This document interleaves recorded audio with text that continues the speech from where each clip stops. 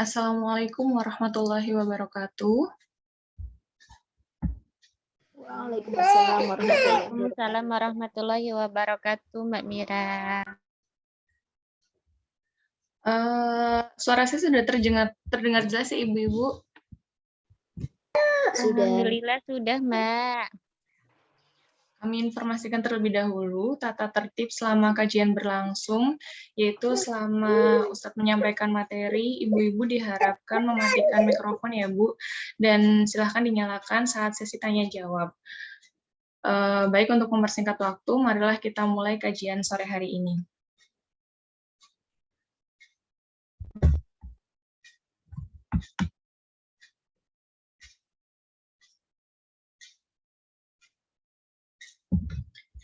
Bismillahirrahmanirrahim. Innal hamdalillah nahmaduhu wa nasta'inuhu wa nastaghfiruh wa na'udzu billahi min syururi anfusina wa min sayyiati a'malina may yahdihillahu fala mudhillalah wa may yudlil fala hadiyalah wa asyhadu an la ilaha illallah wahdahu la syarikalah wa asyhadu anna Muhammadan abduhu wa rasuluh. Yang terhormat Ibu Manajer Produksi 1, Ibu Eci Ali Mudassir.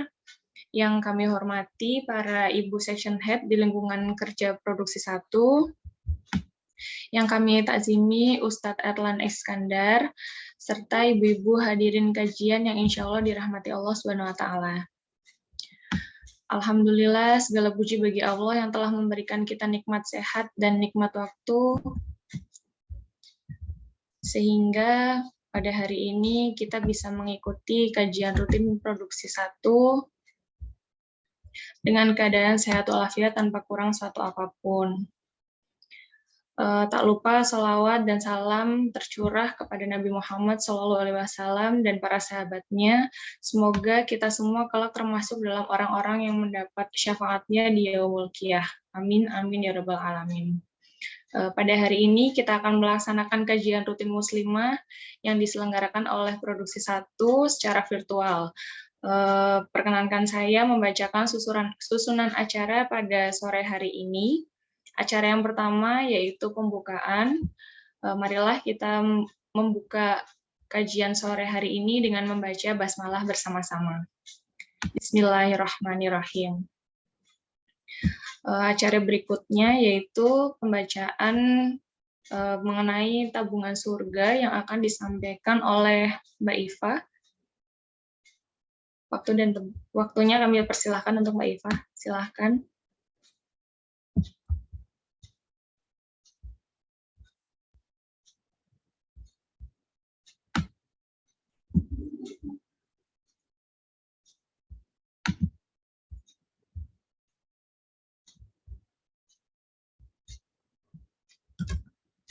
Mbak Iva.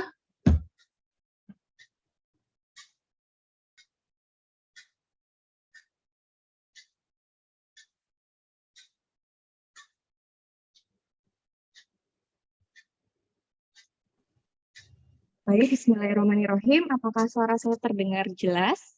Ya, sudah terdengar, Mbak. Sebelumnya mohon maaf ini karena gangguan sinyal juga, jadi tidak bisa menampilkan flyer untuk tabungan surga. Bismillah, Assalamualaikum warahmatullahi wabarakatuh. Waalaikumsalam warahmatullahi wabarakatuh. Ya, kami dari pengurus Rohis mohon izin sebentar untuk menyampaikan info terkait dengan tabungan surga.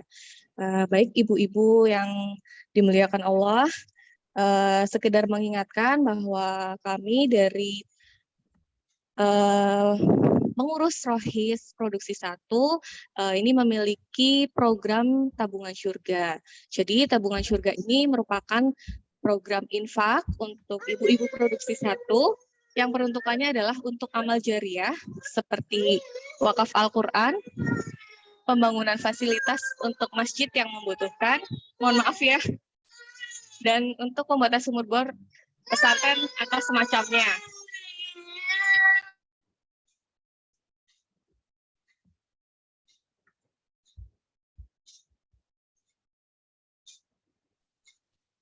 Program tabungan surga yang selanjutnya insya Allah akan disalurkan untuk renovasi Musola Al-Mujahirin yang berada di Kecamatan Kampung Laut. Jadi kita target yang diharapkan adalah sebesar 2 juta rupiah dalam waktu 2 minggu. Semoga kita semua diberi kemudahan untuk dapat beramal jariah ini. Kami dari segenap pengurus Rohis mengucapkan jazakumullah khairan katsira atas dukungan dan partisipasinya selama ini, atas terselenggaranya program tabungan surga.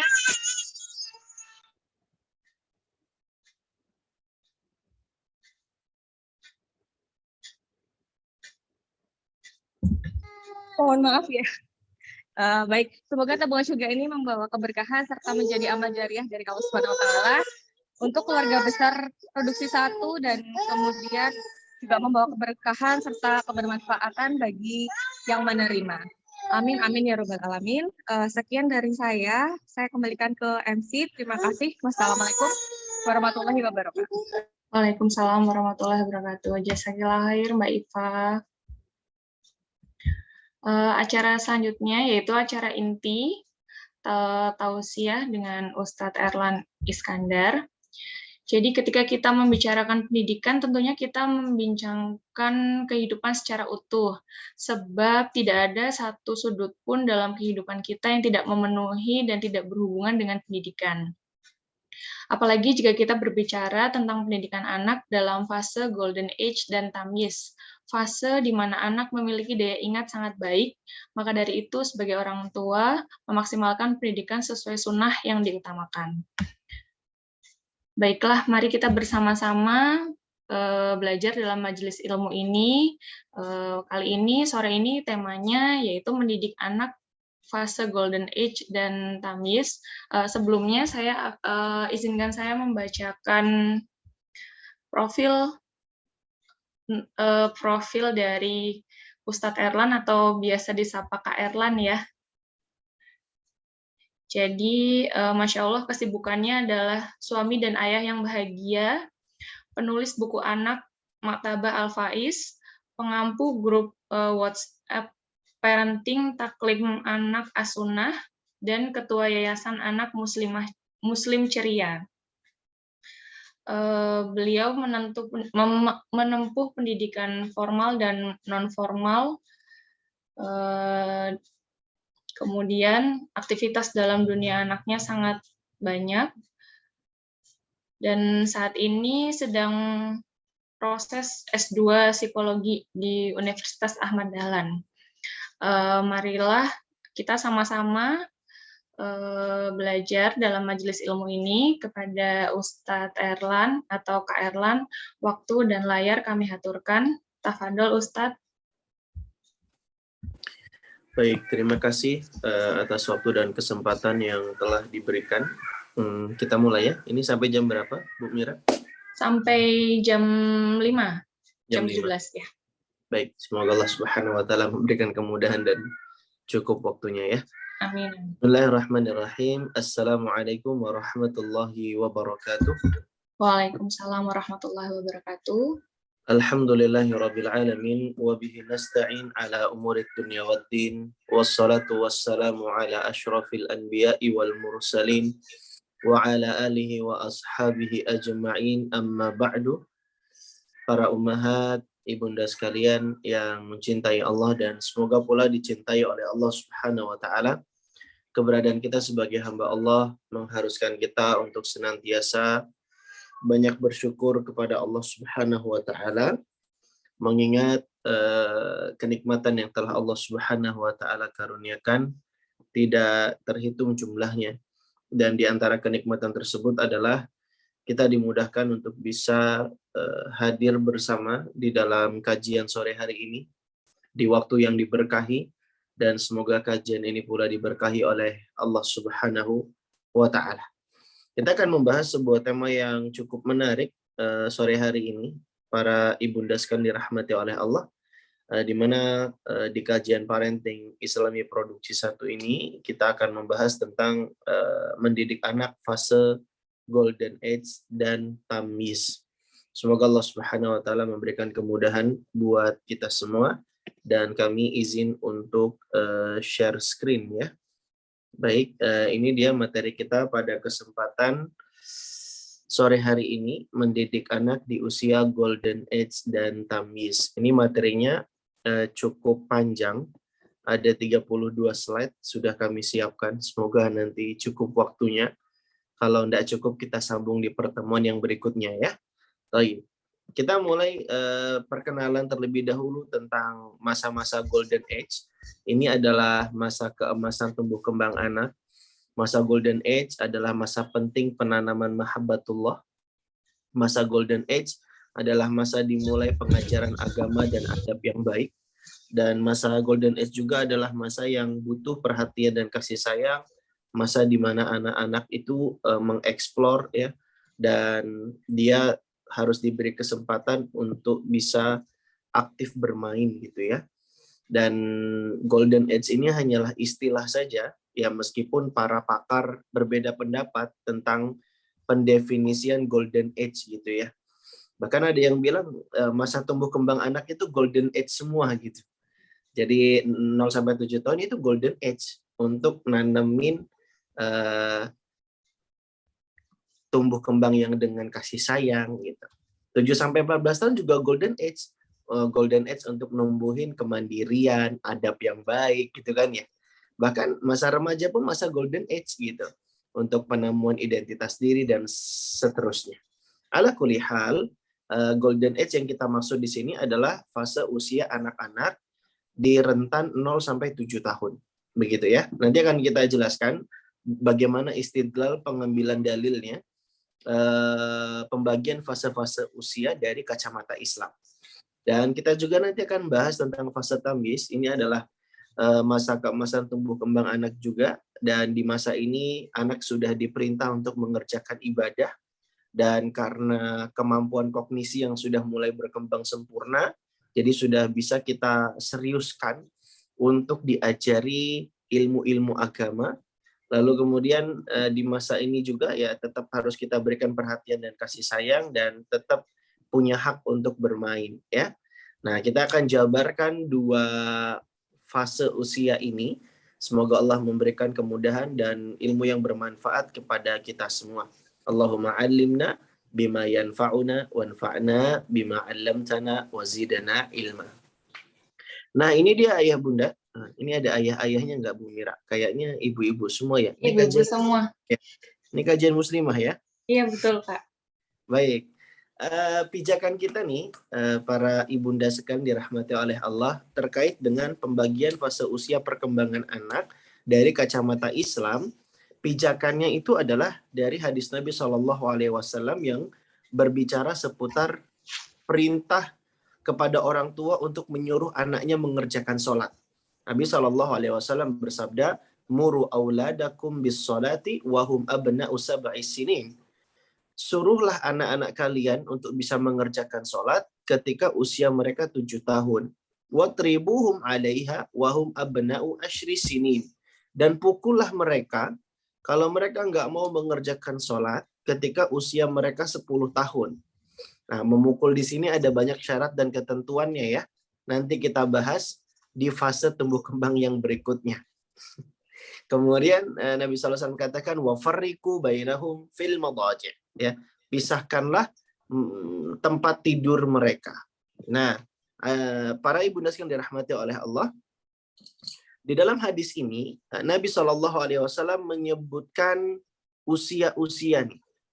Ada 7, ada 10. Nah, para ulama, pakar tarbiyatul aulad, pendidikan anak dari kacamata dan perspektif Islam, kemudian berusaha untuk menjelaskan ke kita supaya lebih paham. Maka dibagilah rentan usia ini. Pembagian fase usia ini tidak pernah kita jumpai secara lugas dari Nabi. Nabi belum pernah bilang ya, kalau fase perkembangan anak itu 0 sampai 7 tahun. Enggak, Nabi nggak pernah bilang seperti itu, tapi ini adalah hasil istiqrar, hasil tatabbu' gitu ya, hasil mutola'ah, hasil pentelaahan, hasil penelitian, dan juga hasil riset dari para ulama gitu ya, sehingga dibagilah fase perkembangan usia ini supaya kita lebih mudah untuk bisa memahami. 0 sampai 7 tahun itu disebut dengan fase sobi, ya, disebut dengan fase sobi. 7 tahun ini disebut dengan fase tamyiz, ya, dan 10 tahun ini disebut dengan fase murahaqah. Nah, ini terkait penamaan pun para ulama dan pakar-pakar pendidikan juga beda pendapat ya. Bahkan di fase 0 sampai 7 tahun itu ada lagi yang lebih memberikan perincian 0 sampai 2 tahun. Nah, ini ada fase sendiri. Ini fase sobi.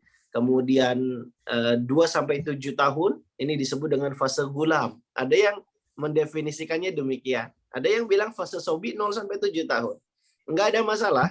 Intinya sama. Intinya batasannya adalah di angka 7 tahunnya itu. Nah, kalau dia sudah 7 tahun, intinya dia sudah masuk ke fase tamyiz. Fase di mana anak itu sudah mulai matang dan sempurna kognisinya. Nah, kita akan bahas bersama indra-indra apa yang paling berpotensial ya di anak-anak yang berada di fase usia sobi. Nah, Allah Subhanahu wa taala berfirman di surat An-Nahl ayat yang ke-78, "Wallahu akhrajakum min butuni ummahatikum la ta'lamuna syai'a." Kata Allah Subhanahu wa taala, dan Allah mengeluarkan kalian dari perut ibu-ibu kalian la ta'lamuna syai'an, dalam keadaan kalian tidak mengetahui sesuatu apapun. Wa ja'ala lakumus sam'a wal absara wal af'idah la'allakum tashkurun. Dan Allah menjadikan bagi kalian pendengaran, penglihatan, dan hati agar kalian bersyukur. Nah, dari ayat ini coba para bunda sekalian amati ya, bagaimana Allah menyebutkan perkembangan indera itu berurutan. Yang pertama as-sam'a, artinya pendengaran. Yang kedua al-absar, penglihatan. Dan yang ketiga al-afidah, hati nurani. Ya. Dan ini sesuai dengan perkembangan dan pertumbuhan anak-anak yang baru lahir. Karena bayi yang baru lahir itu indera yang paling berpotensial, yang pertama kali itu justru malah pendengaran. Penglihatannya belum sempurna ketika baru lahir, ya. Dan ini menunjukkan mukjizat Al-Qur'an. Urutan itu memberikan sebuah faidah dan pelajaran yang sangat berharga. Pendengaran dulu, kemudian penglihatan, kemudian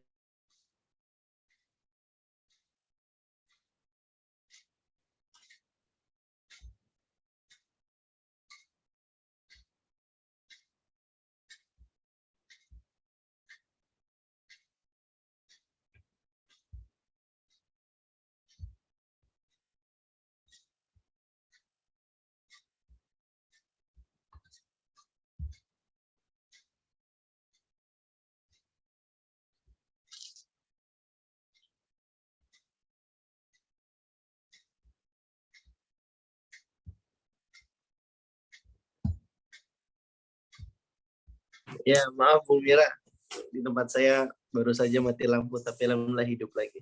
Ya, saya kira saya Iya. tadi kok sempat terhenti.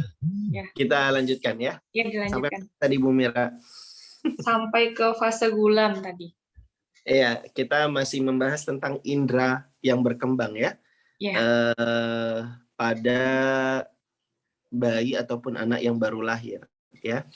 Nah, jadi dari ayat ini para ulama mengambil inspirasi dan pelajaran di fase sobi 0 sampai 2 tahun, indera yang dominan berpotensial adalah pendengaran, gitu ya. Dan meskipun ketika sudah berusia setahun atau 2 tahun, penglihatan juga sudah mulai maksimal, tapi yang dominan adalah pendengaran. Nah, 2 sampai 7 tahun ini disebut dengan fase gulam. Ini indera yang dominan berpotensial selain pendengaran yang terus maksimal berkembang adalah penglihatan. Makanya di fase gulam ini anak-anak itu menjadi imitator yang ulung. Dia akan meniru, mengcopy paste ya. Children do what they see gitu ya. Mereka akan berbuat sesuai dengan apa yang mereka lihat. Karena di fase usia inilah kalau bahasanya Syekh Nasir Ahmad Athoyar di dalam kitab beliau, anak-anak di fase usia ini punya karakter yang namanya syiddatut taqlid ya. Suka meniru, suka mengikut-ikuti gitu ya. Nah, kemudian setelah berusia 7 tahun gitu ya, barulah ini sampai di usia yang disebut dengan fase tamyiz, di mana anak itu sudah bisa membedakan mana benar mana salah. Tamyiz itu dari kata mayyaza yumayyizu tamyizan. Artinya bisa membedakan mana yang benar, mana yang salah, mana yang buruk, mana yang tidak buruk, mana yang manfaat, mana yang berbahaya. Itu namanya fase tamyiz. Nah, sekarang kita fokus di golden age dulu gitu ya. Tadi Kak Erlan sempat singgung terkait dengan indera yang dominan. Tujuannya adalah supaya nanti kita punya pijakan penting untuk bisa mengajari anak di fase-fase perkembangan ataupun pertumbuhan usianya, gitu ya. Nanti akan ada kaitannya di slide-slide yang berikutnya, insya Allah. Nah, sebelum itu Kak Erlan pengen ajak bunda-bunda sekalian nih untuk belajar karakter-karakter anak di masa golden age. Ini Kak Erlan ambilkan faedahnya dari kitab Kaifa Turabbi Abna'aka yang ditulis oleh Syekh Nasir Ahmad Athoyar. Beliau sebutkan ada belasan karakter anak-anak di fase golden age ini. Kalau kita udah sedikit memaklumi dan memahami karakter-karakter mereka di usia ini, kita akan lebih bisa meregulasi emosi, lebih bisa mengatur dan memaklumi perasaan kita terhadap anak-anak. Kadang kan suka emosi banget ya, suka emosi jiwa gitu ya. Bawaannya pengen teriak dan marah-marah aja. Ini kenapa sih anak nanya terus? Ini kenapa sih anak kok nggak bisa diem gitu ya? Nah, kalau kita udah tahu karakter-karakternya, kita akan jadi lebih mudah memaklumi. Kata Syekh Nasir Ahmad Athoyar, di antara karakter anak di masa golden age itu, yang pertama adalah kasratul harokah wa adamul istiqrar. Banyak bergerak dan tak bisa diam. Jadi kalau anak bunda di fase golden age 5 tahun, kok kerjaannya kesana kemari, wirawiri, lari-lari, nggak pernah kenal capek dan nggak pernah henti gitu ya. Maka itu disyukuri, itu artinya anak bunda sedang sehat gitu ya. Justru kalau anak kita diam doang, ini khawatir dia lagi sakit jangan-jangan nih. Karena memang begitu karakternya, dia banyak bergerak dan nggak bisa diam. Kemudian ini yang Kak Erlan tadi sempat bilang, karakter anak di fase golden age itu syiddatut taqlid, imitator ulung, ya. Dia suka sekali niru, bahkan dia lebih canggih daripada mesin fotokopi. Dia bisa ngikutin orang tuanya. Orang tuanya punya kebiasaan buruk, anak-anak pun ngikut gitu ya. Makanya keteladanan jadi harga yang sangat mahal di fase perkembangan anak-anak, di mana mereka melihat bagaimana orang tuanya bertindak dan berbuat. Makanya kata para ulama, keteladanan itu adalah sesuatu pelajaran yang bisa jadi tidak terucap, namun dia tertancap kuat. Gitu ya. Itulah keteladanan. Nah, karena anak-anak punya karakter syiddatut taqlid, suka meniru, imitator ulung gitu ya.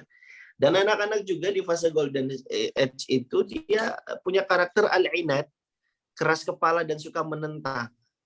Jadi jangan heran ayo bunda sekalian kalau anak-anak kok diomongin malah nentang dan ngebantah ya gitu. Ya kalau dia nentang dan ngebantah, ya yang penting kita luruskan saja kalau yang seperti itu tidak boleh. Karena itu sebenarnya adalah usaha percobaan dari anak untuk menguji dan mengetes bagaimana respon lingkungan ketika dia bertindak demikian. Oleh karenanya yang penting orang tua konsisten untuk meluruskan, mengingatkan, dan mengarahkan gitu. Karena memang bawaan anak-anak itu seperti itu. Nah, kan jadi lebih bisa adem memaklumi ya kalau sudah tahu karakter-karakternya. Kemudian anak-anak di fase golden age juga ada mutamis baina shawab wal khata'. Nggak bisa membedakan mana benar dan salah ya karena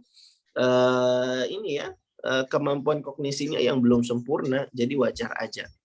Lalu kemudian karakter anak di masa golden age itu kasratul as'ilah, suka banyak bertanya. Jadi kalau anak-anak banyak nanya nggak apa-apa. Ini kesempatan kita justru malah membangun kedekatan, membangun kelekatan, dan juga Bisa jadi kita mengisi ruang hati anak sehingga menjadi sosok yang didamba dan dirindukan oleh anak-anak. Bahkan menjadi semacam orang yang sangat-sangat disukai oleh anak. Bahkan trust-nya jadi bertambah karena dia sangat percaya kepada kita karena bisa menjawab banyak sekali pertanyaannya. Sampai-sampai jurus andalannya kalau ngomong ke temennya adalah orang tuanya. Kata mamaku nggak gitu kok. Gitu. Masya Allah ya. Nah ini bunda-bunda yang nggak pernah bosan ngejawabin pertanyaan anak ya. Karena memang anak itu kasratul as'ilah, suka banyak bertanya. Jadi kalau anak itu pengen nanya, ini kesempatan Bun untuk membangun dialog dan kedekatan. Ya, apalagi ayah nih. Sayang ayahnya nggak pada ikut nih. Karena di dalam Al-Quran tuh para ayah yang sangat dimotivasi untuk ngobrol dengan anak. Kata Sarah bintu Hulail dalam tesisnya, beliau sebutkan, di dalam Al-Quran itu ada 17 dialog antara orang tua dengan anak. 14 dialog diantaranya didominasi dialog antara ayah dengan anak. Bayangin, 14 dari 17 dialog itu adalah dialog ayah dengan anak di dalam Al-Quran. Nah, ini pelajaran berharga buat para ayah yang meskipun capek pulang dari kerja, kalau ditanya sama anaknya harusnya tetap welcome, kasih perhatian, responsif gitu ya. Jangan malah bilang, aduh ayah lagi capek, nah sana-sana sama bunda. Nah, ada yang kayak gitu tuh.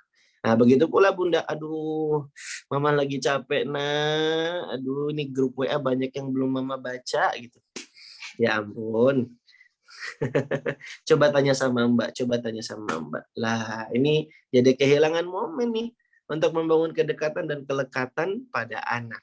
Nah, bahkan ini kesempatan kita untuk meningkatkan trust diri kita di dalam diri sang anak. Lalu kemudian karakter anak yang berikutnya dakiratun hadatun aliyah. Ingatannya tajam. Jangan main-main nih ya. Anak-anak di usia ini ngedengar satu kalimat aja bisa teringat-ingat senantiasa, selama-lamanya nggak bakalan lupa. Nah itulah sebabnya kita harus awasi anak kita harus perhatikan dengan siapa dia bermain. Nah, kita harus awasi apa yang ditontonnya ya, karena itu akan mengakar dan teringat kuat di dalam benaknya. Ya, apalagi nonton YouTube tuh. Wah, yang kita sangat mengkhawatirkan sekali kalau dibiarkan begitu saja bebas tanpa ada batasan, tanpa ada pengawasan, ini sangat mengkhawatirkan.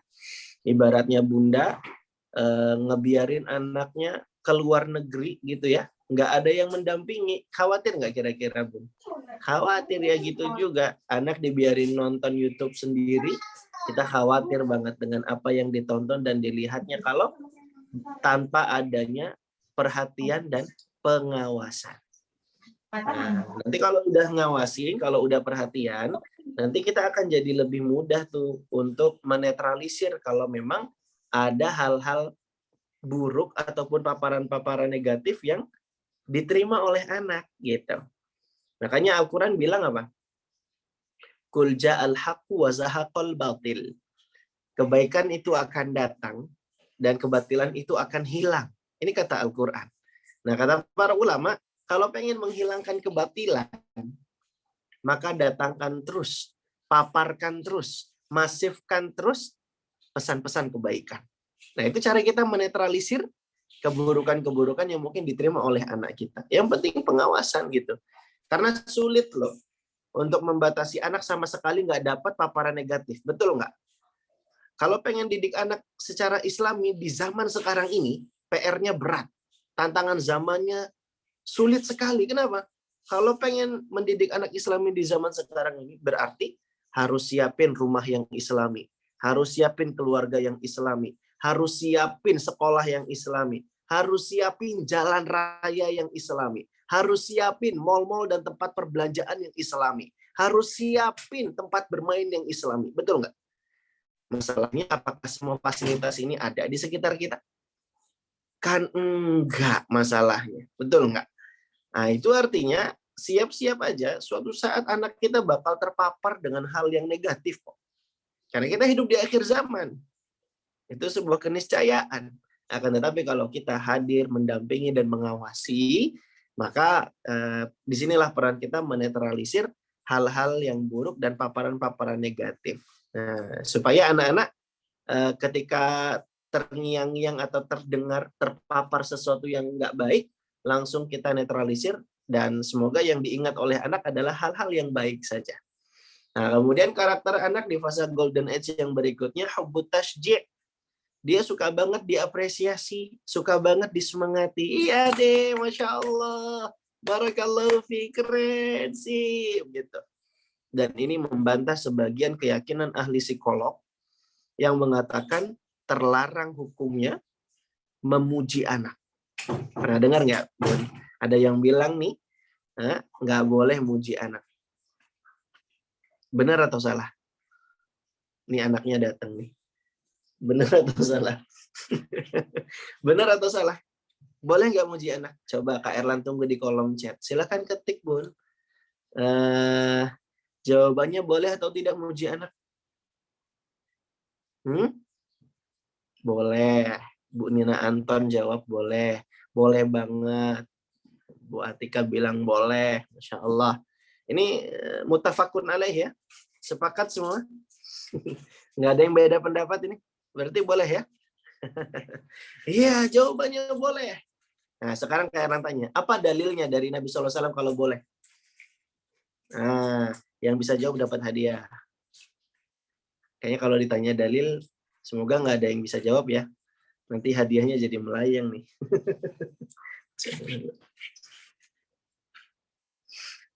Ada yang tahu dalilnya? Nabi SAW pernah memuji dan mengapresiasi Ibnu Mas'ud. Nabi bilang, ya gulam, innaka gulam mu'allam. Wahai nak, kamu itu adalah seorang anak yang terpelajar. Masya Allah. Para bunda sekalian, ini Nabi pernah memuji Ibnu Mas'ud. Sampai-sampai Ibnu Mas'ud saking senangnya dipuji oleh Nabi, dia bilang, ya, kata Ibnu Mas'ud, aku belajar langsung dari lisan Nabi 70 surat. Tidak ada yang menandingiku. Kalau memang ada yang lebih dariku, akan aku datangi orang itu. Masya Allah. Lihat bagaimana pengaruh pujian itu sangat berdampak baik bagi anak. Gitu. Ya, apalagi dikasih reward gitu ya. Anak-anak senang nggak? Senang banget. Dan boleh nggak ngasih reward? Boleh aja. Nabi pernah dilayani oleh Ibnu Abbas. Ibnu Abbas itu sahabat junior ya. Waktu itu dia masih kecil. Di malam hari, Nabi pernah dikasih bejana berisi air yang mau dipakai Nabi untuk berwudu. Nabi senang banget nih dilayani seperti ini oleh Ibnu Abbas, sahabat yang masih kecil saat itu. Lalu Nabi apresiasi dia dengan mengucapkan doa. Allahumma faqihu fiddin wa 'allimhu ta'wil. Ya Allah, pahamkanlah ia dalam agama dan ajarilah ia ilmu tafsir. Masya Allah. Lihat, dari apresiasi Nabi lewat doa, maka kemudian Ibnu Abbas tumbuh menjadi sosok yang digelari dengan imam tafsir, habrul ummah. Ibnu Abbas itu jadi orang yang pakar dalam ilmu tafsir, menjadi tintanya umat ini gitu ya. Saking begitu dalam keilmuan yang dimiliki oleh Ibnu Abbas dan jagonya dia dalam ilmu tafsir. Ini buah dari motivasi dan apresiasi dari Nabi Shallallahu Alaihi Wasallam. Jadi boleh nggak muji anak? Boleh, hanya saja perlu diatur ya intensitasnya. Karena kaidah fikih menyebutkan kasratul imsas tuzilul ikhsas. Banyaknya intensitas mematikan sensitivitas. Jadi yang penting kita atur intensitasnya. Kadang kalau terlalu sering, terlalu berlebihan, nanti pujiannya jadi kurang efek lagi kan gitu ya. Nah, tapi kalau memutlakkan, dinafikan, ditiadakan sama sekali, terlarang memberikan pujian, ini tentu merupakan sebuah keyakinan yang keliru dan salah. Nah, ini karakter hubbut tashji' ya. Kemudian anak-anak juga hubbul la'ab wal marah. Anak-anak di fase usia ini suka main dan bergembira. Jadi kalau anak suka main, biarin. Jangan malah bilang, nak, jangan main terus. Main-main terus tuh melalaikan hati. Masya Allah. Yang lalai itu kalau orang dewasa main-main terus. Kalau anak-anak itu memang kebutuhannya. Kalau anak-anak itu memang hajatnya dan haknya anak itu diberi kesempatan bermain. Tahu nggak, Bun? Nabi Yusuf kenapa coba diizinin Nabi Yakub untuk pergi bersama saudaranya? Karena saudaranya bilang apa? Nanti Nabi Yusuf akan kami ajak pergi dan bermain bersama kami. Karena alasan bermain, Nabi Yakub membolehkan. Nah, itu isyarat kalau bermain itu kebutuhan anak. Ya. Dan pernah juga Aisyah nih, lagi asik main, kemudian Nabi datangi dia. Saat itu Aisyah yang masih kecil sudah jadi istri Nabi. Lalu Nabi duduk, melihat Aisyah dalam waktu yang lama, menemani Aisyah bermain. Dan Nabi tidak larang Aisyah bermain. Itu artinya apa? Bermain itu memang menjadi hak dan kebutuhannya anak. Ya. Lalu kemudian karakter anak juga yang lainnya adalah hubbut tanafus. Suka berlomba-lomba. Kayak kalau dibuat kompetisi, anak-anak tuh suka sekali tuh. Nah, ayo kita lomba mandi yuk. Nah, kita lomba cepet-cepetan bobo yuk. Nah, itu anak-anak suka tuh. Lalu kemudian fase 0-7 tahun, karakter anak di fase golden age ini adalah at-tafkir al-khiyali, berpikir dan berimajinasi. Wah, dia suka menghayal gitu ya. Lihat lampu gitu ya, kok kebayangnya kayak planet. Ya memang anak-anak at-tafkir al-khiyali, suka mikir dan suka berimajinasi gitu ya. Kemudian anak-anak juga al-mailu liiktisabil maharat, cenderung untuk suka eksplor keterampilan. Dicoba semuanya. Sampai-sampai berdiri di atas TV, lompat dari ketinggian yang sangat mengkhawatirkan, dicoba sama anak-anak. Karena mereka eksplor sukanya gitu. Yang penting diarahkan, ya. Lalu kemudian di fase usia ini juga karakternya an-numu al-lughawi sari'. Perkembangan bahasanya cepat. Ya, makanya anak-anak di fase usia ini kok sampai usia 5 tahun, 6 tahun anak ini kok nggak bisa bicara lancar ya. Anak ini kok terbata-bata ya. Wah, ini jangan-jangan dia speech delay nih. Nah, gitu cara deteksinya. Karena anak-anak di fase usia ini pertumbuhan bahasanya cepat. Harusnya dia udah bisa lancar ngomong nih gitu. Orang sejak 2 tahun atau setahun aja udah bisa ngomong papa, papa gitu ya misalnya. Mama, mama. Nah, ini udah mulai berkembang cepat nih bahasanya ya. Kemudian karakter anak di fase 0-7 tahun yang berikutnya al-mailu lil faqi wa tarkib. Cenderung untuk suka bongkar pasang sesuatu. Nah, ini anak-anak suka nih main Lego gitu ya. Main puzzle-puzzle, robotnya dicopot-copot, walaupun dipasang laginya susah, akhirnya rusak mainannya. Ya memang anak-anak karakternya seperti itu gitu. Jadi kalau anak lagi coba copot-copot, diapresiasi harusnya, jangan malah dimarahin. Aduh nah, malah dirusakin. Nggak apa-apa Bun, mainan bisa dibeli lagi, tapi kenangan anak itu nggak akan bisa dibeli. Jadi lebih bijak kita memahami dan memaklumi anak kalau kita udah tahu karakter-karakter mereka di usia ini. Dan mereka juga haddatul infialat, berpotensialnya rasa takut, marah, dan cemburu.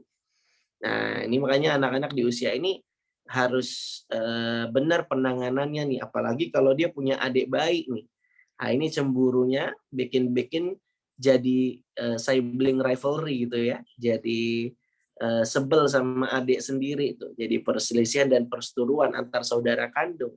Ini nggak jarang terjadi. Dan kita juga kalau dalam dunia psikologi kenal istilahnya egosentris ya. Nah, pengennya punya dia sendiri, egois banget pokoknya gitu ya.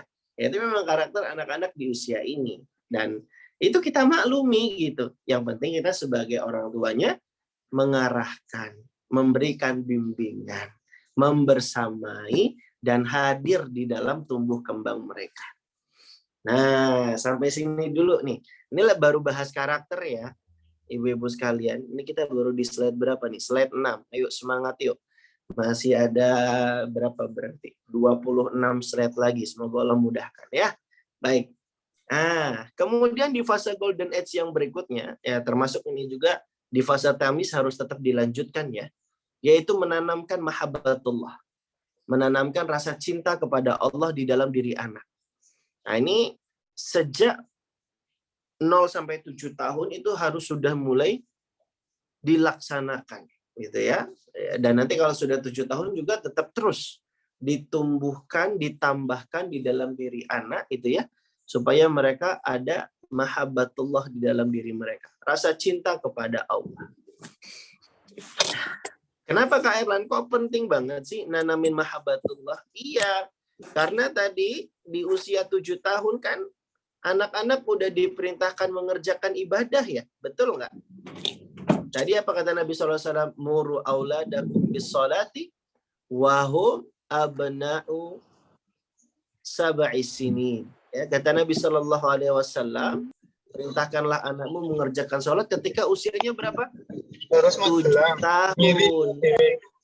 Gitu ya. Ketika usia 7 tahun, perintahkan anak mengerjakan ibadah sholat. Nah, berarti ya kita tahu yang namanya ibadah itu kan landasannya apa? Rasa cinta kepada Allah. Kata para ulama, mahabbatullah hiya asasul ibadah. Rasa cinta pada Allah itu adalah landasannya ibadah. Nah, anak-anak yang disuruh ibadah tapi tidak dibangun di atas landasan rasa cinta kepada Allah, melainkan mereka disuruh ibadah karena paksaan, karena hukuman ya. Mereka beribadah hanya karena takut dimarahin orang tuanya. Inilah yang kita khawatirkan, nanti ibadahnya itu jadi tidak langgeng dan awet. Ketika jauh dari orang tua, mereka nggak ngerjain ibadahnya. Karena berangkat dari alasan sekedar takut dimarahin, takut dihukum sama orang tuanya. Tapi kalau dibangun di atas rasa cinta kepada Allah, meskipun orang tuanya udah nggak ada, dia akan tetap semangat mengerjakan ibadahnya. Dan ini sebenarnya yang jadi jawaban dari sedemikian banyak pertanyaan orang, kenapa ya anak itu kok kalau di rumah rajin ibadahnya? Orang tuanya nyuruh dengan sangat tegas, anaknya semangat sekali ibadah kalau di rumah. Giliran dia merantau, berjuang ngekos sendiri di negeri seberang atau di kota lain gitu ya. Kok dia malah berkebalikan 180 derajat ya. Dia nggak semangat sholatnya, nggak semangat ibadahnya. Apa coba alasannya? Jawabannya bisa jadi karena dia ibadah cuma sekedar dipaksa, takut dihukum sama orang tuanya, dan dia ibadah nggak dibangun di atas dasar rasa cinta kepada Allah Subhanahu wa Ta'ala. Nah, oleh karenanya, Ibunda sekalian dirahmati oleh Allah, penting banget bagi kita untuk menumbuhkan mahabbatullah, rasa cinta kepada Allah di dalam diri anak. Caranya gimana Kak Erla? Nah, kita bahas sekarang caranya ya. Semoga Allah Subhanahu wa Ta'ala memberikan kemudahan buat kita semua. Baik, setidaknya dari nukilan para ulama, Kak Erlan dapatkan 2 cara untuk menumbuhkan mahabbatullah, menanamkan mahabbatullah pada diri anak. Ya, yang pertama ya, perbanyak mengenalkan tentang Allah. Sejak kecil, usahakan untuk sering-sering menyebut nama Allah. Sehingga anak itu jadi familiar dan kenal dengan Allah. Kan tak kenal maka tak cinta ya. Maka kenalkan Allah Subhanahu wa Ta'ala. Sering-sering sounding, sering-sering ucapkan nama Allah di hadapan anak. Nah, inilah yang dilakukan oleh Ummu Sulaim ya. Beliau bercerita, faja'alat tulakinu anasan wa tushiru ilaih ya. Ummu Sulaim diceritakan oleh Ishaq bin Abdullah bahwa dia itu seringkali mentalkin Anas bin Malik, lalu menyuruh Anas untuk mengikutinya. Apa kata Ummu Sulaim? Ummu Sulaim ini ibunya Anas bin Malik ya, ibu-ibu ya. Ummu Sulaim bilang, "Qul la ilaha illallah wa qul asyhadu anna Muhammadan Rasulullah." Kata Ummu Sulaim, katakanlah wahai nak, la ilaha illallah. Katakanlah asyhadu anna Muhammadan Rasulullah. Nah, ini padahal Disebutkan dalam riwayat ini, Anas bin Malik saat itu sedang menyusui, ya bukan sedang menyusui ya, sedang menyusu kepada Ummu Sulaim. Yang menyusui adalah Ummu Sulaimnya ya. Ummu Sulaim menyusui Anas bin Malik. Nah, artinya sebelum 2 tahun itu Anas bin Malik sudah terbiasa ditalkin oleh ibunya, yaitu sahabiah yang bernama Ummu Sulaim, untuk mengucapkan la ilaha illallah.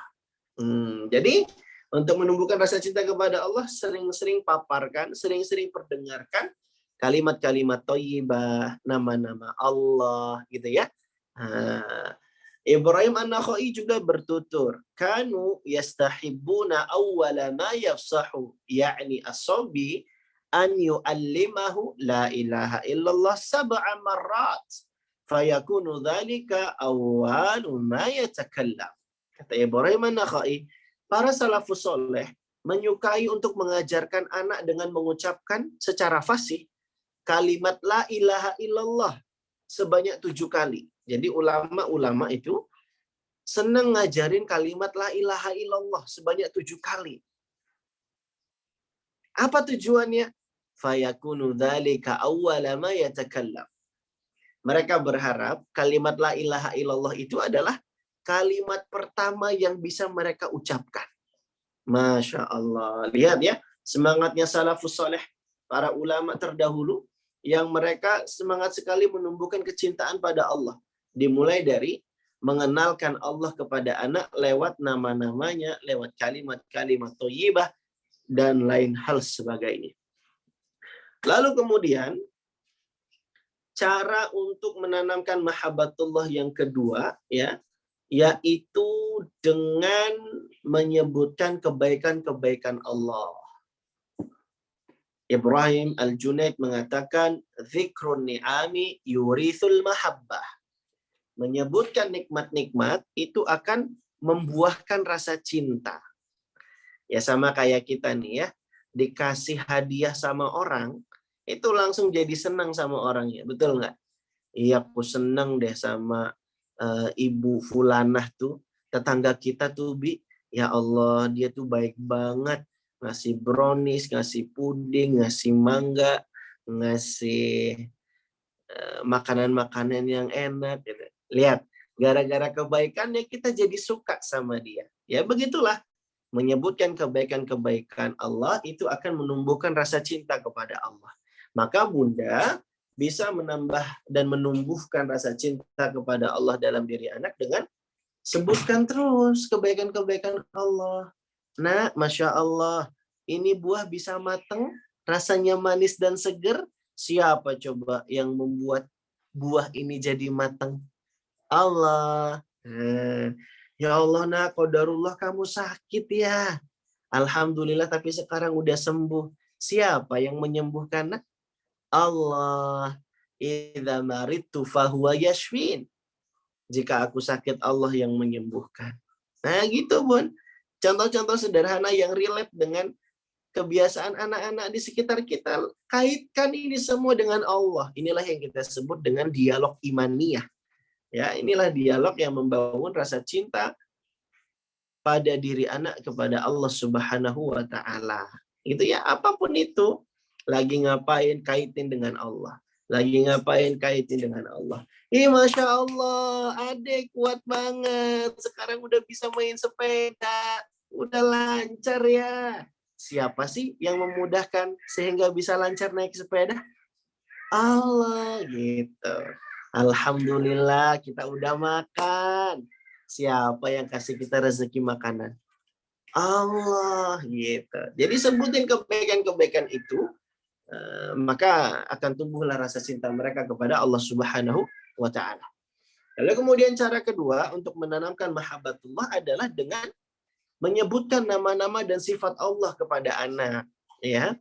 Ibnu Al-Qayyim rahimahullah mengatakan, man ta'ammala asma Allahi wa sifatihi wa ta'allaqa qalbahu biha tarahahu dzalika ala babil mahabbah.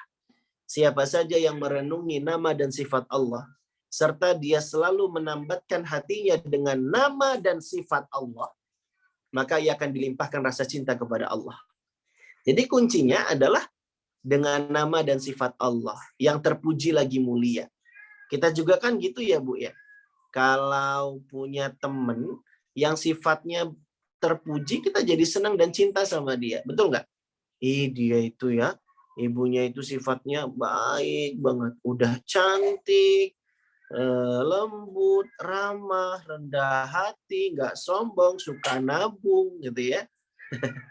Dan juga suka ngasih hadiah Tupperware ke saya. Oh, Masya Allah. Disebutin sifat-sifat baiknya. Nah, kita jadi suka sama orang gara-gara dia punya sifat yang terpuji lagi mulia. Nah, gitu juga dengan Allah. Kita kenalin sama anak. Nah, Allah Ar-Razzaq. Allah yang kasih kita rezeki. Allah Al-Khaliq. Allah yang ciptain kita loh, Nak. Tahu nggak siapa yang ciptain langit? Siapa yang ciptain bumi? Allah. Kita bisa minum air. Siapa yang nurunin air? Allah. Gitu. Jadi sebutin nama-nama dan sifat Allah, itulah cara kita untuk menanamkan dan menumbuhkan mahabbatullah. Nah, di fase golden age ini, fase yang sangat penting untuk nanamin rasa cinta kepada Allah. Karena ini adalah fase persiapan menjelang anak diperintahkan beribadah. Karena kan nanti usia 7 tahun, anak udah disuruh mengerjakan ibadah ya. Walaupun dia belum baligh, belum ada catatan dosa kalau dia meninggalkan kewajiban. Karena masih 7 tahun kan ya. Tapi ada tahapan yang nggak boleh kita lewatkan, yaitu fase persiapan. Dengan menanamkan dan menumbuhkan mahabbatullah di dalam diri anak. Nah, kemudian, apalagi nih yang bisa kita lakukan untuk mendidik anak-anak kita nih, yaitu mengajarkan agama dan adab. Ya, mengajarkan agama dan adab. Pijakannya jelas. Allah yang memerintahkan kita mengajari ilmu agama kepada anak. Ya, Allah berfirman di surat At-Tahrim ayat yang ke-6, ya ayyuhalladzina amanu qu anfusakum wa ahlikum nar. Wahai orang-orang yang beriman, jagalah diri kalian dan keluarga kalian dari api neraka. Kata Ali bin Abi Thalib ya, ketika beliau menafsirkan ayat ini, beliau katakan, bagaimana caranya menjaga diri dan keluarga dari api neraka? Caranya adalah dengan allimuhum wa addibuhum. Ajari mereka ilmu, didik mereka dengan adab. Jadi, kita sebagai orang tua punya kewajiban ngajarin ilmu dan didik adab kepada anak. Loh, itu bukannya tugas sekolah, Kak. Sekolah itu partnernya kita sebagai orang tua. Sekolah itu partnernya kita sebagai orang tua. Justru adanya sekolah itu meringankan tugas kita. Tapi bukan berarti kewajiban kita gugur begitu saja. Makanya orang tua tetap punya kewajiban untuk mengontrol, untuk supervisi, ngawasin gitu ya. Karena sejatinya kewajiban untuk ngajarin ilmu dan ngedidik itu kewajibannya orang tua. Di sini Allah memerintahkan loh, ku anfusakum wa ahlikum nara, gitu ya. Dan kaidah usul mengatakan al aslu fil amri lil wujub. Hukum asal perintah itu mengindikasikan kewajiban, gitu ya. Jadi karena ini perintah Allah berarti wajib ngejaga diri dan keluarga dari api neraka. Berarti wajib ngajarin ilmu dan ngedidik adab kepada mereka. Nah, tapi Kak kalau masih anak-anak, masa golden age emang udah bisa ngajarin agama kepada mereka? Jawabannya bisa-bisa aja. Masa nggak boleh ngajarin agama kepada anak sejak dini? Hah? Nah, ada syubhat nih. Apa sih syubhat tuh? Kerancuan di dalam beragama. Ada yang mengatakan, anak-anak kan belum 7 tahun, belum bisa berpikir konkret. Masa diajarin agama? Allah itu kan goib. Masa iya diajarin tentang Allah? Benar atau salah, Bu? Pertanyaan dan kalimat semacam ini? Tadi kita sudah jumpai riwayatnya. Ummu Sulaim sudah mengenalkan Allah kepada Anas bin Malik saat dia belum berusia 2 tahun. Udah dikenalin tentang Allah. Salah nggak? Nggak ada salahnya gitu. Ya. Karena sebagian orang juga tuh, gara-gara anak-anak akhirnya mereka nggak mau ngajarin agama dan adab kepada anak. Gitu kan? Udahlah, nggak apa-apa, namanya anak kecil. Udah, Jangan terlalu ditegas-tegasin. Betul. Kalau sama anak kecil kita memberikan banyak permakluman.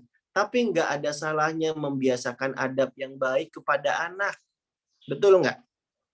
Iya dong, ya. Dan mengajari ilmu agama kepada anak justru menjadi kebutuhan yang harus diutamakan gitu. Nabi pernah tegur Umar bin Abi Salamah, kata para ulama, usianya saat itu 4 tahun. 4 tahun ya. Dia makan dengan adab yang tidak baik. Umar bin Abi Salamah ini anak tirinya Rasulullah. Dari pernikahannya dengan Ummi Salamah. Waktu itu Umar bin Abi Salamah makan dengan adab yang tidak baik. Tangannya kesana kemari gitu. Adabnya nggak baik. Maka Nabi kemudian tegur dia. Walaupun masih 4 tahun, Nabi nggak bilang, udah biarin namanya anak kecil. Enggak, Nabi nggak bilang kayak gitu. Nabi justru tegur dia. Nabi arahkan dan bimbing Umar bin Abi Salamah. Nabi bilang, ya gulam, samillaha wa kul biyaminik wa kul mimma yalik. Wahai nak, kalau makan itu sebutlah nama Allah. Makan dengan tangan kanan. Dan makan apa yang ada di dekatmu atau di hadapan. Oh, Nabi SAW nggak sungkan memberitahu anak yang berusia kecil gitu. Nggak apa-apa, biasain dengan adab yang baik. Walaupun kalau anak kadang-kadang tidak mengindahkan apa yang kita sampaikan, dia mengulangi kesalahan, yang kita maklumi. Yang penting jangan bosan untuk mengingatkan. Konsisten saja membimbing dan memberi pengarahan. Tapi jangan ditiadakan sama sekali dong. Dianggap terlarang dan nggak boleh ngajarin agama, ngebiasain adab kepada anak gitu. Kak Erlan, anak-anak kan punya hak asasi. Ya, oke, kalau mau konsisten, berarti nggak boleh maksa anak ya. Ya udah kalau gitu, jangan paksa anak untuk mandi pagi. Anak punya hak asasi, biarin dia yang milih mau mandi atau enggak. Jangan paksa anak untuk makan. Biarin anak yang milih mau makan atau enggak. Anak punya hak asasi loh. Biarin dia masih anak-anak, bebas dong dia memilih. Coba lihat, kalau dalam urusan dunia kita mau ngatur jadwalnya, ngatur aturan buat dia. Tapi kenapa kok dalam urusan agama dan adab, dengan alasan masih kecil kita nggak mau membiasakan itu kepada dirinya? Iya nggak? Kan jadi standar ganda tuh kalau kayak gitu. Tuh kan udah mau jam 5, kita udah melenceng kemana-mana nih temanya. Kita lanjutkan lagi ya.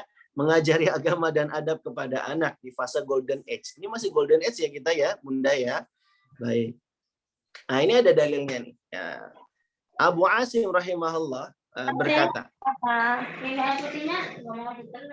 Ya, ada yang bisa dibantu Bu. Kenapa sih tadi cuma dikumur? Nah, ini kayaknya kepencet ya. Oke. Abu Asim rahimahullah berkata, "Dhahabtu bi ibni ila bani Jurayj wa huwa ibnu aqallu min 3 sinin. Fahaddatsahu bi hadzal hadits wal Qur'an."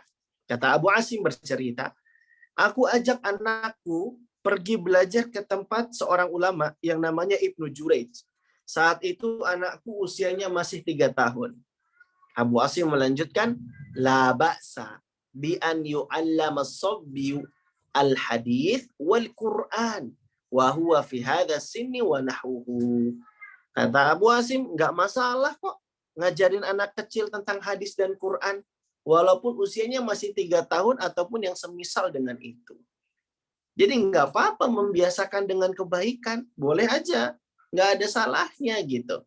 Daripada anak terbiasa dengan keburukan. Iya enggak? Anak 3 tahun udah bisa nyanyi Korea. Anak 3 tahun udah bisa joget-joget, ngedance, nge-break dance, dan lain sebagainya. Ya, kenapa kita nggak kepingin kalau anak kita terpapar dengan hal-hal yang jelas-jelas baik, yaitu Quran dan hadis Nabi SAW kan gitu. Ya, Syekh Adil Al-Hamdan Al-Ghamidi menuturkan, waliyahtam mu'allim as-sibyan bita'limihim ma yanfa'uhum minal ulum mimma fihi al-amal. Ya. Kata Syekh Adil Al-Ghamidi, Hendaknya setiap pengajar anak-anak mengajari mereka dengan sesuatu yang bermanfaat bagi mereka, berupa ilmu-ilmu yang bisa langsung diamalkan. Nah, ngajarin ilmunya pun jangan yang berat-berat ya. Ini anak-anak udah diajarin hukum fikih tentang NFT and cryptocurrency. Nah, ini anak-anak meledak otaknya ya. Belum saatnya mereka belajar itu, tapi ajari sesuatu yang relate dengan mereka, yang memang mereka amalkan dalam kehidupan mereka sehari-hari. Misalnya apa?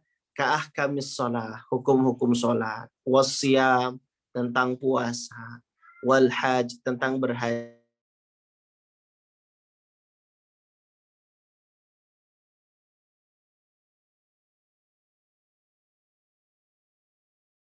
adab, wal akhlak, tentang akhlak, dan tema-tema lainnya yang memang anak-anak butuhkan.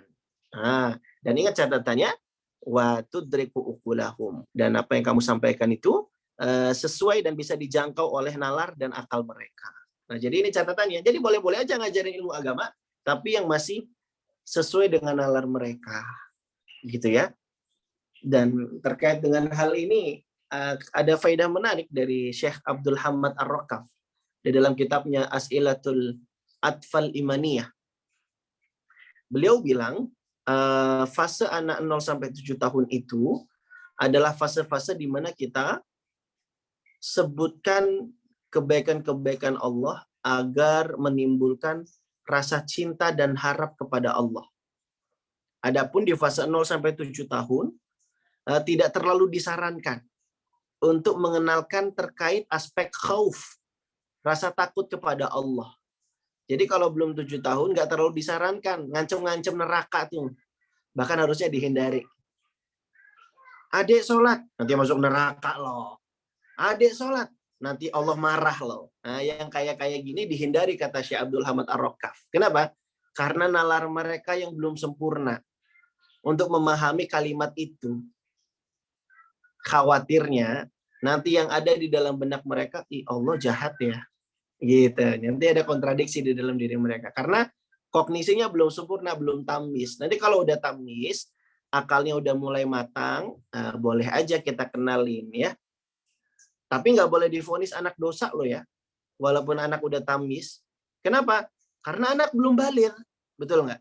Baligh itu statusnya baru mukallaf, dibebani syariat. Jadi nggak boleh bilang dosa loh, nggak bilang gitu karena anak-anak nggak berdosa gitu. Nah ini jadi sesuai dengan nalar, sesuai dengan kondisi dan keadaan anak-anak kita. Baik. Sudah 16.58, kita baru ada di slide yang ke-13 ya. Baik. Gimana nih? Sudah jam 5 Bu Mira? Mungkin kita lanjut ke sesi tanya jawab kali ya dari pemaparan materi ini. Iya, Kak Erlan nanti kalau lebih dari jam 5 nggak apa-apa kok. Soalnya tadi mulainya kan juga mundur. Ini juga pasti lebih nih kalau ada tanya jawab nih. Iya, nggak apa-apa, dilanjut aja dulu. Tanya jawabnya nggak usah, lanjut materi aja berarti? Lanjut materi aja dulu, nanti semoga waktunya cukup untuk tanya jawab. Ya. Oke, kalau gitu kita lanjut materi sedikit ya. Baik. Berikutnya yang harus kita perhatikan di fase golden age dan tamyiz yang mesti kita lakukan terhadap anak adalah mendidik anak dengan kasih sayang. Ya. Nah, ini dia nih ya. Jadi orang tua yang jangan mudah marah kepada anak. Wah, ini PR nih buat kita semua nih ayah bunda ya. Nggak ada ayah-ayahnya ya. Ya, maksudnya buat Kak Erlan dan bunda-bunda sekalian untuk jangan mudah marah kepada anak. Karena anak-anak itu mereka nalarnya terbatas, belum banyak tahu, belum bisa membedakan mana benar mana salah. Jadi harus banyak permakluman dan jangan gampang marah kepada anak. Gitu ya. Nabi SAW mencontohkan kita untuk sabar menghadapi anak kecil. Dulu Anas bin Malik itu kan jadi pembantunya Rasulullah ya. 10 tahun dia jadi pembantunya Nabi. Dan suatu kali Rasulullah SAW pernah menyuruh Anas bin Malik untuk mengerjakan sesuatu. Tapi qadarullah, Anas di tengah perjalanan dia jumpai teman-temannya yang sedang asik bermain di pasar. Anas bin Malik belum sempat mengerjakan apa yang Nabi perintahkan, dia sudah ikut nimbrung, gabung, main sama teman-temannya di pasar. Nabi tunggu-tunggu, kok Anas nggak pulang-pulang, kok Anas nggak balik-balik. Akhirnya Nabi samperin Anas bin Malik. Lalu dilihat Anas bin Malik lagi asik bermain. Padahal belum mengerjakan apa yang Nabi perintahkan. Nah ini mama, para bunda sekalian, kalau menghadapi situasi kayak gini kira-kira gimana? Marah nggak? Nyuruh anak tapi anak tidak mengindahkan apa yang kita sampaikan? Hah? Nggak marah sih Kak Erlan. Karena lagi kajian parenting ini. Tapi nanti kalau sudah ketemu kenyataan, wah, nggak marah Kak Erlan, paling tak gitu ya. Nabi Shallallahu Alaihi Wasallam ajarkan kita untuk tidak mudah marah. Nabi jimpit bajunya Anas bin Malik dari belakang, lalu Nabi tersenyum. Nabi bertanya, Ya Unais, zahabta haitsu amartuka. Wahai Anas, apakah kamu sudah berangkat mengerjakan apa yang aku perintahkan kepadamu? Anas bin Malik sadar dia salah, dia bilang, Sa'adhabu ya Rasulullah. Saya akan berangkat sekarang, wahai Rasulullah. Nah, pelajaran apa yang bisa kita petik dari hadis ini? Kalau menyampaikan dan meluruskan anak nggak perlu marah, terus ngapain harus marah? Kalau dengan ngomong pelan masalah udah selesai, ngapain harus sampai emosi jiwa?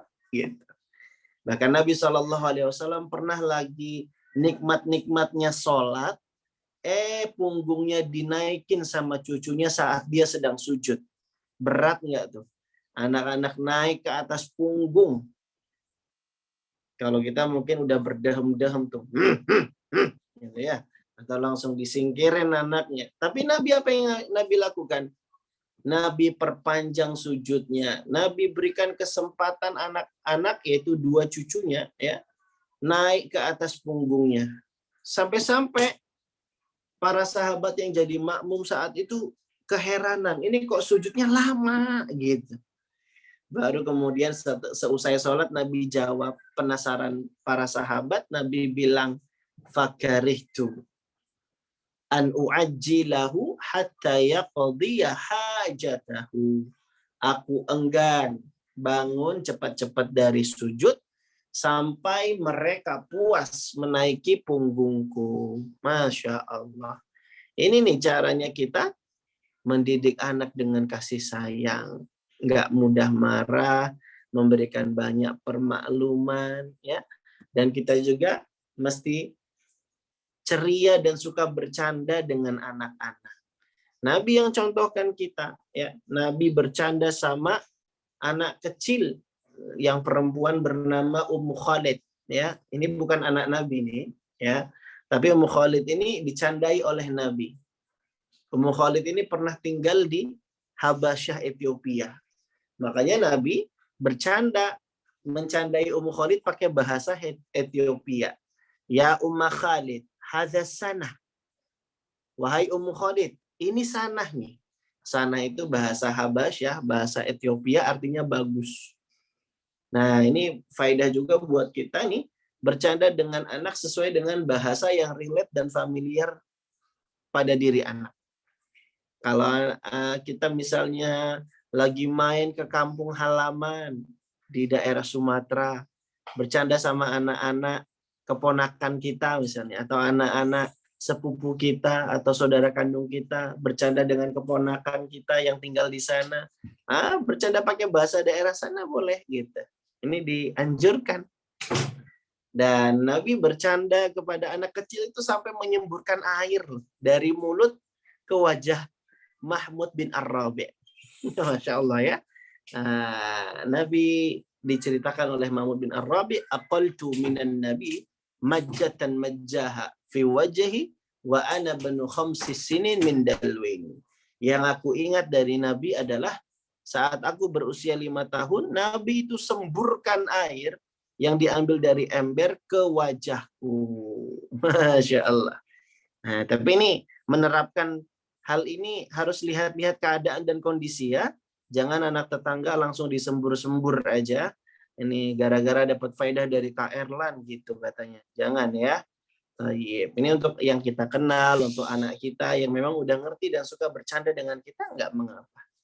Nah, kemudian untuk mendidik dengan kasih sayang di fase golden age dan tamyiz ini adalah ekspresikan rasa cinta dan perhatian. Ya, Rasulullah Shallallahu Alaihi Wasallam menaruh Hasan di pundaknya sembari Rasul berkata, Allahumma inni uhibbuhu fa ahibbahu.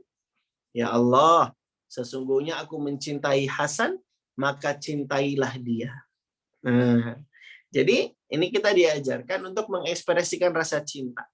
Banyak banget orang tua yang cinta sama anak, tapi mereka berat, mereka sungkan untuk menunjukkan rasa sayang dan cintanya kepada anak. Bunda nggak boleh malu untuk mengungkapkan rasa cinta ini. Nah, Mama sayang banget sama kamu. Nah, Bunda sayang banget sama kamu. Nah, boleh. Bagus malahan. Nah, menunjukkan kalau kita itu cinta sama anak. Gitu. Ya. Dan Nabi SAW itu ya, ketika mengajari hafalan doa kepada Mu'az bin Jabal, Nabi juga ekspresikan rasa cintanya. Gitu. Apa Nabi bilang? Ya Mu'ad, wallahi inni la uhibbuk. Wallahi inni la uhibbuk. Wahai Mu'ad, demi Allah, sesungguhnya aku benar-benar mencintaimu. Demi Allah, sesungguhnya aku benar-benar mencintaimu. Setelah Nabi ekspresikan rasa cinta, baru Nabi bilang, la tada'anna. Jangan sampai kamu lupa ya. Jangan sampai tinggalkan baca doa ini di tiap akhir sholat. Nabi pengen ngajarin hafalan doa nih yang dibaca tiap akhir sholat. Apa doanya? Allahumma a'inni ala dzikrika wa syukrika wa husni ibadatika. Ya Allah, tolonglah aku agar bisa berzikir kepadamu, bersyukur kepadamu, dan beribadah dengan baik kepadamu. Nabi cuma pengen ngajarin hafalan doa kepada Mu'adz bin Jabal, tapi Nabi muqaddimahi dengan apa? Dengan ekspresi rasa cinta. Nah, Bunda pernah belum nyuruh anak ngafal Quran, ngafal hadis, ngafal doa, ngafal zikir, lalu diawali dengan ekspresi rasa cinta? Dek, Umi sayang banget sama kamu. Hafalin ya doa ini ya. Umi nyuruh ini tanda sayang Umi ke kamu. Hafalin ya doa ini ya. Gitu.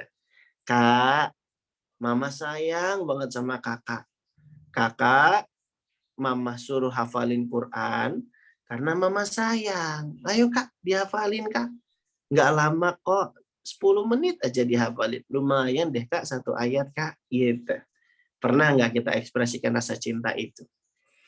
Nah, Nabi juga mengekspresikan rasa cinta dan perhatian dengan mencium anak kecil. Ya. Nggak jarang juga memberikan sentuhan fisik berupa gendongan, pelukan, usap-usap kepala, dan lain hal sebagainya. Bahkan Nabi juga responsif ya, perhatian banget, care. Ada anak kecil yang nangis, bersedih, gara-gara burungnya meninggal dunia. Burungnya mati. Nabi hibur dia. Nabi bilang, ya Aba Umair, ma fa'alan nughair. Wahai Abu Umair. Abu Umair ini nama anak kecil nih. Kenapa tuh dengan burungmu yang namanya Nughair? Masya Allah. Nabi responsif nih. Nah, ini juga pelajaran buat kita untuk jadi orang tua yang perhatian, yang responsif, yang peduli. Jangan sampai kita kalah responsif dengan gadget ya. Kalau gadget itu kan responsif banget ya. Disentuh keluar warna, dipijit-pijit keluar suara. Bahkan kalau dipilih-pilih aplikasi tertentu bisa bergerak-gerak dia gitu ya. Gadget itu responsif. Bisa jadi nih anak-anak kita lebih suka sama gadget gara-gara gadget lebih responsif daripada kita. Nah, Allahul Musta'an. Semoga Allah mengampuni kita yang sering banget mengabaikan hak-hak anak-anak kita ya. Dan yang terakhir, di mendidik anak dengan kasih sayang adalah beri kesempatan bermain ya. Karena ini adalah haknya anak. Nah, Aisyah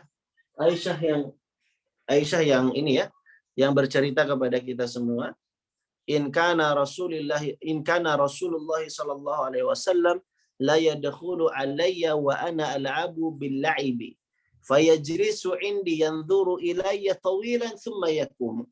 Jika Rasulullah masuk menemuiku dalam keadaan aku sedang bermain, maka beliau tidak memberhentikan aku bermain, tapi beliau duduk di sisiku, lantas memandangku dengan pandangan yang lama, barulah kemudian beliau berdiri. Nah, ini artinya mendidik anak dengan kasih sayang adalah memberi kesempatan bermain untuk anak.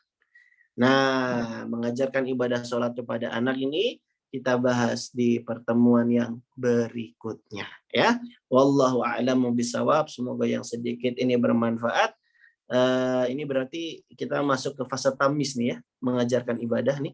Karena di fase tamis kita udah mulai nekenin anak untuk mengerjakan ibadah. Wallahu a'lamu bishawab. Semoga yang sedikit ini bermanfaat. Wassallallahu ala nabiyyina wa ala alihi wa ashabihi ajma'in. Akhiru da'wana alhamdulillahi rabbil alamin.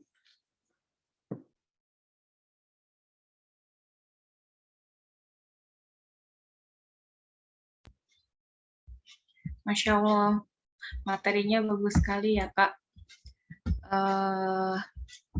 Jazakallahu khairan untuk Ustadz Erlan Iskandar yang telah memberikan tausiahnya kepada kami semua. Semoga menjadi keberkahan bagi kita semua.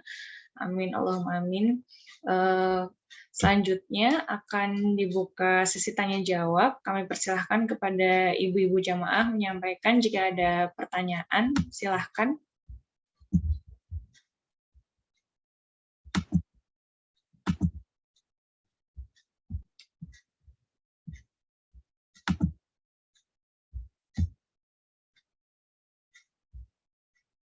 Ada titipan pertanyaan ini Kak. Terus saya bingung nih panggilnya Kak atau Ustadz ya, lebih enaknya. Kak Erlan saja. Kak Erlan saja. Jadi ada titipan pertanyaan. Untuk anak-anak di bawah usia 5 tahun, untuk balita, sebaiknya disarankan kita sebagai orang tua ngajarinnya itu hafalan suratan pendek dan hafalan Al-Quran terlebih dahulu atau belajar huruf hijaiyahnya. Gimana bisa diulang, Bu Mira, pertanyaannya? Jadi untuk anak-anak di bawah usia 5 tahun, anak-anak balita, sebaiknya kita mengajarkan hafalan suratan pendek dulu atau ajarkan dulu membaca Iqra gitu, bacaan huruf hijaiyah yang baik dan benar. Yang diutamakan yang mana dulu, Kak? Ya, alhamdulillah, salatu wassalamu ala rasulillah wa la hawla wa la quwwata illa billah wa ba'du. Kalau kita ingat dengan kaidah para ulama, kalau kita dihadapkan dengan dua pilihan, ya, kalau tidak perlu dipertentangkan, tidak perlu dipertentangkan. Kalau bisa dikompromikan, ya dikompromikan, gitu ya. Karena dua-duanya sama-sama bagus, dua-duanya sama-sama baik, ya. Sebab mengajari huruf hijaiyah nanti akan memudahkan anak untuk bisa baca Quran, gitu kan ya. Iya. Tujuannya baca Quran apa? Untuk mengenal Allah kan ya. Tujuan utamanya kan supaya dia jadi cinta sama Allah. Iya. Kata Syekh Muhammad At-Tamimi, bima arafta rabbaka bi ayatihi wa makhluqatihi, gitu. Dengan apa kamu mengenal Allah? Dengan ayat-ayatnya Allah dan dengan makhluk ciptaan Allah. Jadi kita baca ayat Quran itu tujuannya buat apa? Buat mengenal Allah, buat cinta sama Allah. Jadi belajar huruf hijaiyah itu adalah langkah kecil untuk bisa semakin mengenal dan mencintai Allah, dan itu bagus. Begitu pula dengan menghafal surat-surat pendek, ya. Karena menghafal surat-surat pendek juga merupakan upaya untuk mengakrabkan anak dengan Al-Quran. Dan Al-Quran itu ayat-ayat Allah. Dan dari ayat-ayat Allah kita jadi makin mengenal dan mencintai Allah. Jadi dua-duanya sama-sama bagus, sama-sama baik, tidak perlu dipertentangkan. Yang penting kita belajar itu tahu tujuannya, baik tendensinya gitu ya. Karena banyak juga nih emak-emak yang ngajarin huruf hijaiyah, ngajarin hafalan, gara-gara ambisi nggak mau kalah saing dengan emak-emak yang lainnya. Dan ini kasihan anak-anaknya yang dibanding-bandingkan lah dengan temannya, anak emaknya nggak mau kalah kalau anaknya hafalannya lebih sedikit gitu. Akhirnya salah niat. Padahal anak-anak tuh dikenalin sama Quran tujuannya biar mereka jadi makin cinta sama Allah dan gitu. Dan ngenalin huruf hijaiyah ataupun ngenalin hafalan-hafalan itu baik-baik saja gitu. Selama memang diawali dulu dengan iman ya.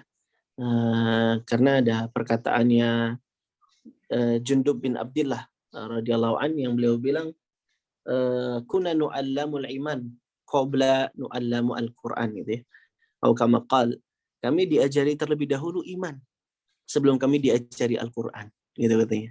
Jadi sebelum belajar Al-Qur'an yang detail-detail, belajar dulu iman kepada Allah. Jadi kalau udah sambil belajar Quran nanti akan bertambah keimanannya gitu. Nah, jadi pondasinya adalah belajar iman. Wallahu a'lam bishawab. Selanjutnya mungkin ada pertanyaan ibu-ibu. Itu dari kolom chat Bu Mira, mungkin itu terakhir.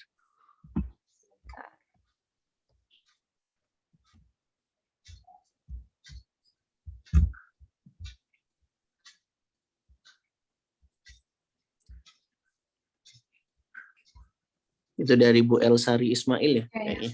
Bismillah, Assalamualaikum Kak Erlan. Ahwan, tadi kan disarankan tidak memberi gambaran tentang neraka atau tentang dosa jika anak 0-7 tahun melakukan hal tidak baik. Bagaimana jika memberitahu bahwa perbuatan yang tidak baik yang sedang anak lakukan dikarenakan sedang ada syaitan di sekitar mereka, dan jika mereka baik, maka syaitan akan tidak senang atau pergi. Apakah sudah sesuai nalar usia tersebut? Ya, waalaikumsalam. Baik. Waalaikumsalam warahmatullahi wabarakatuh. Barakallahu fiik Bu Elsari. Ya, tadi pendapatnya Syekh Abdul Hamad Ar-Rakaf ya, yang menyebutkan kalau anak di bawah usia 7 tahun tidak terlalu disarankan untuk memberi gambaran atau menakut-nakuti dengan neraka atau Allah akan menyiksa, mengazab dan hal sebagainya. Walaupun sebenarnya ada juga pendapat ulama lain ya yang bilang boleh-boleh aja kok ngenalin neraka, tapi sekedarnya aja dengan nalar mereka. Di neraka tuh nggak enak loh, panas loh, gitu-gitu kan. Pernah nggak kita kena api panas kan? Nah, di neraka itu panasnya itu 69 bagian gitu. Kalau di dunia ini panas paling cuma 1 bagian doang. 69 bagiannya ada di neraka. Jadi panas banget kan ya. Ya nggak enak dia masuk neraka, lebih enak masuk surga. Boleh-boleh aja sebenarnya dikenalin, tapi dengan nalar mereka gitu. Lalu kemudian mengingatkan anak tentang musuh kita ya, yaitu setan gitu ya. Dan itu hal-hal yang tidak mengapa gitu. Kalau kita jahat jadi temannya setan, setan itu padahal musuhnya kita, dan setan itu nggak bisa masuk surga gitu, karena dia nggak mau beriman, nggak mau bertauhid, nggak mau beribadah, nggak mau nurut sama Allah gitu. Nah, Dek, harus semangat ya masuk surga, harus semangat beribadah, harus semangat untuk belajar biar disayang Allah dan dicintai Allah.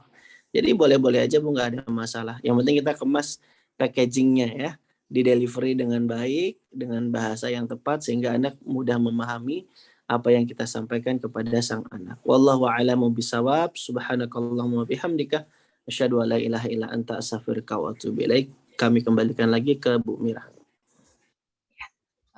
Silakan pertanyaan selanjutnya lagi, Bu-ibu. Kayaknya cukup dulu ya Bu Mira, karena saya ini pada maghrib mau ngisi kajian soalnya. Oh iya. Kak Afwan, saya boleh nanya satu pertanyaan lagi? Oh ya, baiklah, satu lagi ya. Iya, satu lagi. Tadi kan Kak Erlan bilang anak-anak itu sebaiknya jangan dibandingkan. Kalau misalnya bagaimana cara kita memotivasi anak, tapi tidak dengan cara membandingkan dengan temannya yang baik atau dengan temannya yang istilahnya kurang baik dari anak tersebut. Tafadhol, Kak. Iya, jadi dalam pengajaran, dalam pembentukan perilaku, dalam dunia psikologi ada yang namanya pendekatan behavioristik. Jadi kita memberikan penguatan kepada anak dengan cara memberikan reward, Bu Mira. Jadi tanpa harus membandingkan anak dengan anak-anak yang lain, kita bisa merubah perilaku anak ataupun memberikan semangat pada anak dengan cara reward atau memberikan apresiasi, memberikan hadiah, memberikan penghargaan, dan itu cara yang lebih baik daripada membandingkan anak gitu. Wallahu a'lam bishawab. Jazakallahu khairan Kak Erlan. Alhamdulillahirabbil alamin, ibu-ibu yang dirahmati Allah Subhanahu wa taala, tibalah kita di penghujung acara. Mudah-mudahan apa yang sudah disampaikan oleh Kak Erlan dapat kita amalkan dalam kehidupan sehari-hari. Mudah-mudahan kita terus diberikan keistiqomahan untuk selalu hadir dalam majelis ini. Dan akhir kata, saya pamit undur diri mewakili seluruh panitia. Mohon maaf apabila dalam kajian sore hari ini banyak kekurangan. Dan marilah kita tutup bersama dengan membaca doa kafaratul majlis. Subhanakallahumma bihamdika asyhadu alla ilaha illa anta astaghfiruka wa atubu ilaik. Wassalamualaikum warahmatullahi wabarakatuh. Waalaikumsalam warahmatullahi wabarakatuh. Jazakillah